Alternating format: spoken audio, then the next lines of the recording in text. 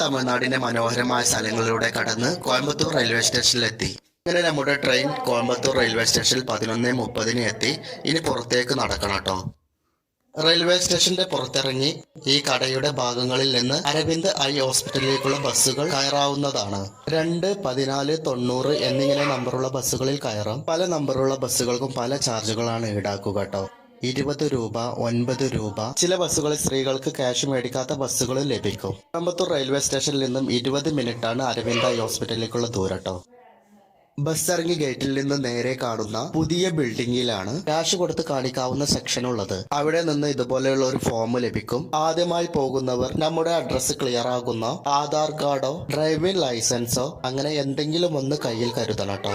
Form fill ചെയ്ത് റിസപ്ഷനിൽ കൊടുക്കണം കേട്ടോ. 100 രൂപയാണ് ഫീസ് വരുന്നത്.